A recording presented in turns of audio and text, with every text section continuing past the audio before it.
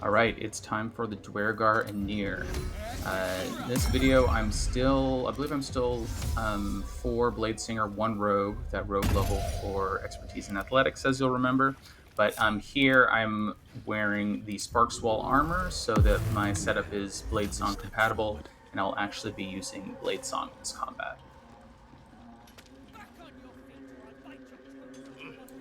So if you've seen many people play Solar Honor runs of this game, you've probably seen them do what I'm doing to this dwarf right here. Just toss him into the chasm outside of combat. Doesn't aggro anybody.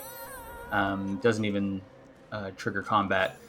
You can do that with literally every dwarf here and never enter combat. I've done that before myself, but I'm just throwing this person because they're in my spot. I'm going to actually do combat with the rest of them.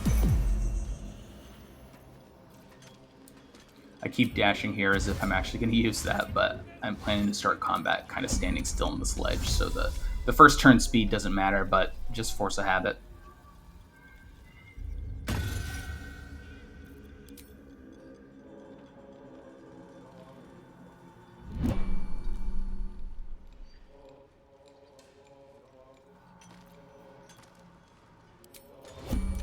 Got them all very nicely grouped up there for a turn 1 spell. I do notice that I lured one of the hapless gnomes over as well, but I think I managed to avoid hitting him.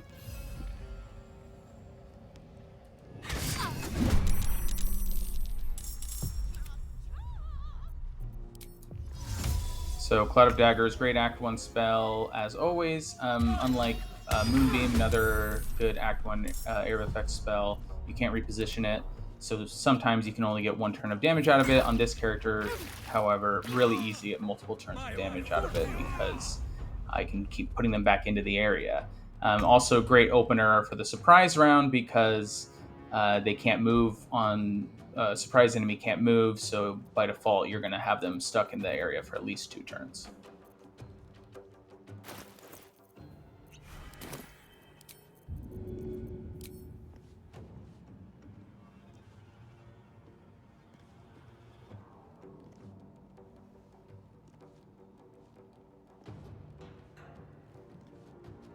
Seems like the best way. Get some lightning charges here from the Sparkle Hands, the gloves I'm wearing. Great Act 1 gloves. They trigger every time you make an unarmed attack, and in this game, throw attacks are considered unarmed attacks. Lightning charges, just pretty good in general, but this character has a few ways to double or even triple dip on them. Lightning charges will apply to fall damage you deal. They'll apply to the base damage you deal to an enemy when you throw them. And then they'll also deal to an enemy that you throw something at.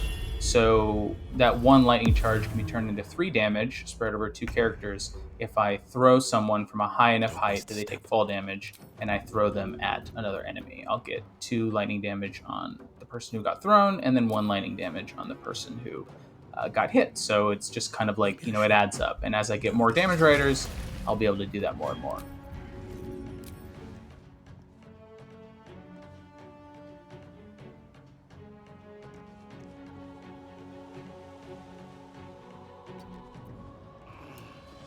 My eye gets caught by this very conveniently placed dwarf for a shove. I mentioned this in another video, but shove just very valuable throughout the game, especially in Act 1 when you don't have as much competition for your bonus action. Also, I didn't notice this at the time, but it looks like the lava damage he took there got my lightning charge damage, and I guess that's just because I was the one who shoved him in. That's useful to know. Here, when I'm deciding who to throw a dagger at, I decide not to throw it at the one that I could have killed, because I'm thinking, oh, Shovel can kill them, but you'll see that that plan was poorly conceived.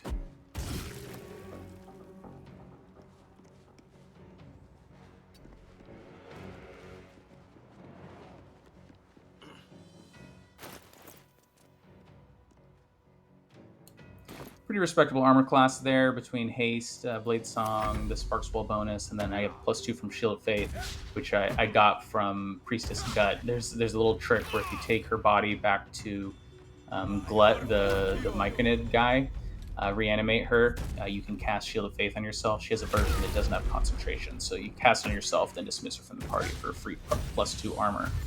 That AC looks pretty good, but I find that in the early game, Bladesong's still pretty overrated. I could be getting that armor class just by wearing armor, which I do in other videos. And the concentration bonus you're getting at this level isn't that great. The charges you can accumulate that can be useful, but it's just so restrictive. Once you get to Act 3 is really where I find that Bladesong shines, because you can still get your crit immunity. The AC bonus is now very high. There's better robes you can be wearing. When you put that all together in the late game, it starts to look pretty spicy. But here, I don't know, it's just not that impressive.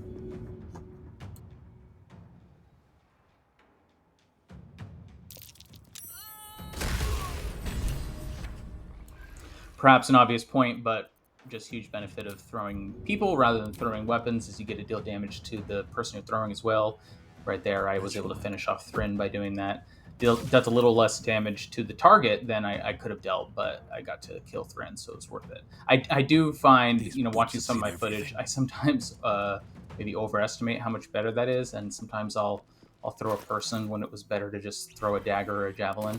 But there's a lot of uses you can get out of it, obviously.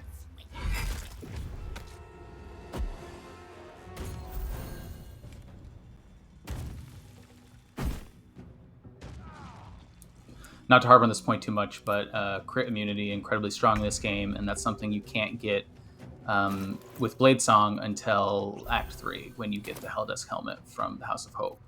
In the rest of the game, all the sources of crit immunity are armor or shields that you can't Bladesong with, so I think that's a pretty big downside to it.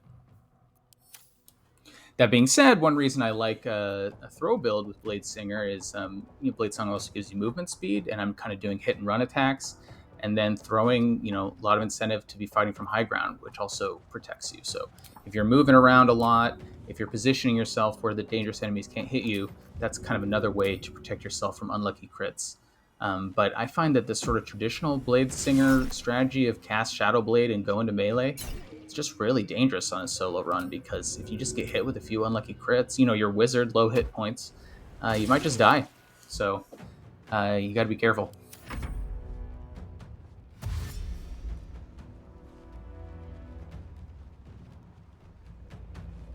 Another maybe obvious point, but one of the reasons you want to fight from high ground as a thrower is the melee enemies will come to you, and when they come up there, you get to throw them back down, and that's just a great way to waste their turn. They just spend all their time moving up and down ladders and giving you free fall damage when they do it.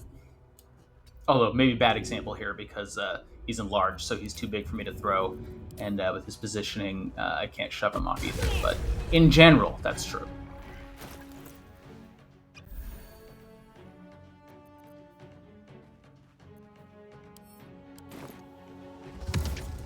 I know I'm going to be lethargic next turn for my haste potion expiring, so I decided to just use an animate dead scroll to give something else for the enemies to swing at while I can't do anything.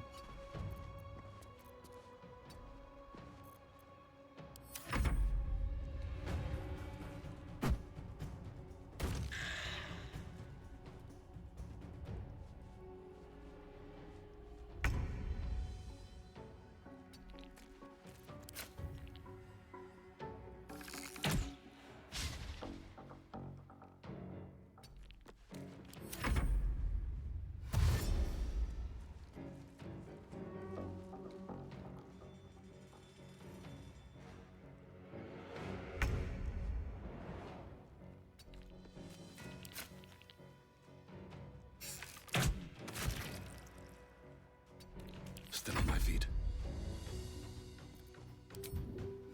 Time to press ahead. Man, I gotta say, Boots of Speed, one of my favorite items in the game. Being able to double your speed, dash is bonus action, slightly better than a dash actually, because it's truly doubling your speed, whereas dash just adds your speed again. So you can get really high speed bonuses with the boots. But yeah, just a great item. And I realized I forgot to do this in this run at all, but if you get the Fleet Fingers gloves, it's a really great Act 1 mobility combo. They give you a free jump whenever you dash, and that does get triggered by the boots. So you can get a free jump and then a double move speed every turn, and that's a lot of mobility, especially in Act 1.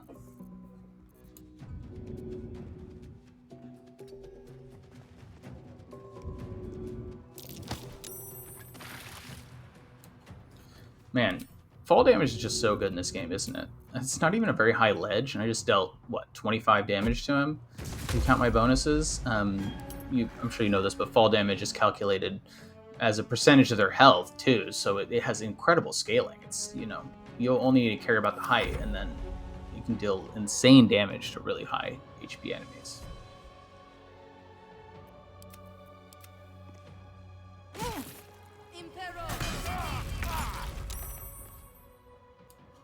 That critical hit and ensnare almost gave me a heart attack, but luckily I break out right there.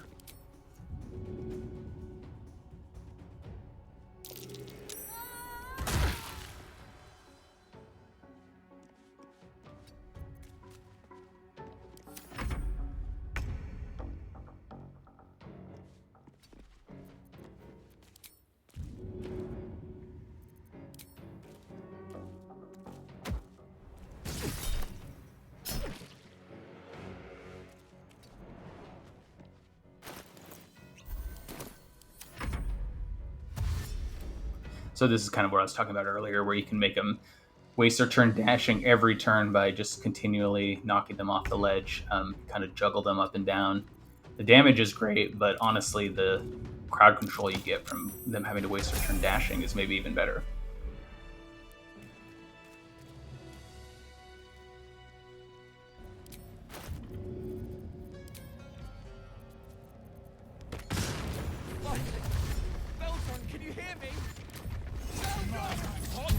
All right, now to finish off Nere in the 1v1.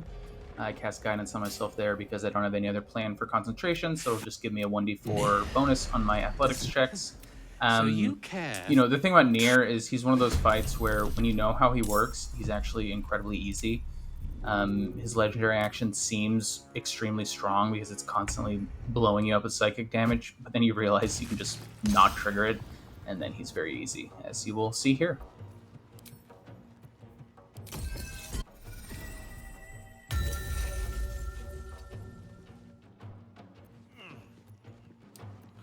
Get back onto my favorite ledge, activate Bladesong.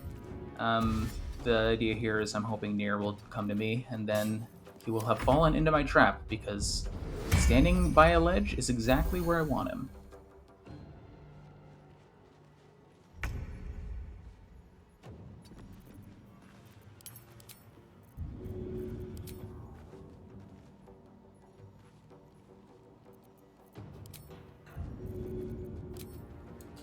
Decide to throw the javelin here instead of the dagger because it's heavier. I'm hoping to get crushing damage there, but I don't get it. I'm not entirely sure why. Is the javelin not heavy enough to deal crushing damage? Maybe for some reason I thought it was. I know daggers are too light for that, but I thought javelins were. Maybe I need to be carrying around some really heavy throw weapons like hand axes or something.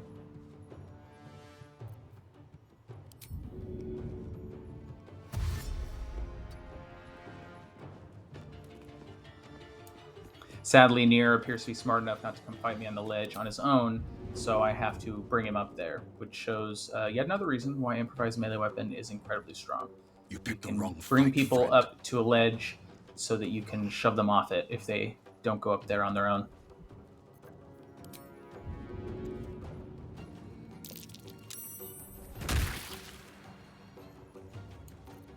So I think the reason his psionic visages didn't trigger there is because he was prone, maybe? Prone character can't take actions, so he's not able to trigger his legendary action. Never have come here.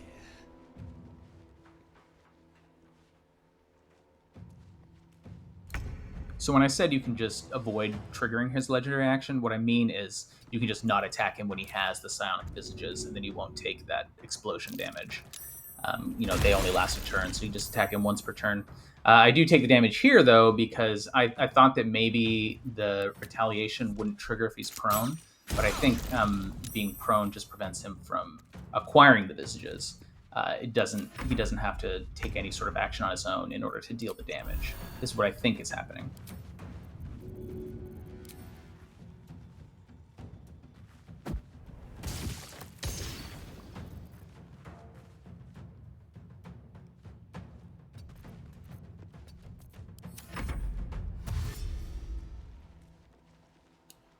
So now the yo-yo strategy is working really well, where I just throw him down, and then he wastes his turn dashing back up. Lather, rinse, repeat.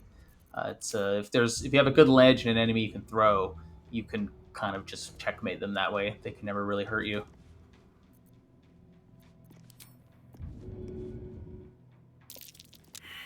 I fail the athletics check there. I don't have any source of advantage on my athletics checks right now, which I think this makes the big difference for just always succeeding those.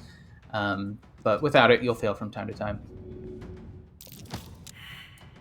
And another failure to top it all off. Failing twice is pretty unlucky. It said my shove chance was only 65%, but I think that might be low. I don't know if it factors in Mark the Shifter. Another parasite. Collect but it might be it happens. And that's it for Grymforge and the rest of Act 1. That's the last Act 1 fight I'm planning to upload. So up next, I will see you in the Shadowlands, where we'll finally get the Gloves of Battle Mage's power, another big piece of the build. So if you like the video, I hope to see you in future videos. And if you want to support the channel, it's always a big help to like, comment, and subscribe. Talk to you next time.